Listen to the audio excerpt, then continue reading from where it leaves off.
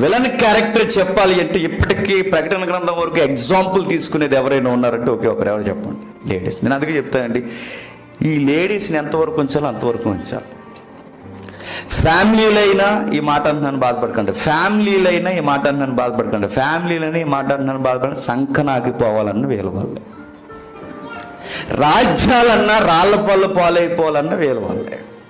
నేను అడుగుతున్నాను, పౌలు గారు లేడీస్ విషయం మీద ప్రసంగం చేయమంటే ఆయన ప్రసంగం ఎవరు చెప్పిన ఫైరింగే, ఇంకా కన్నిచ్చి కాల్చి పెడతాడా? ఒప్పుకోడా? వాళ్ళకి ఎందుకంటే వాళ్ళకి షార్ట్ టెంపర్ వ్యవహారం, ఆ టైంకి ఎలా ఉంటారో తెలియదు, వాళ్ళ నిర్ణయాలు బాగు, వాళ్ళు ఇచ్చే బోర్డు సలహాలు చివరికి సంఘాన్ని పాడు చేసేస్తాయి.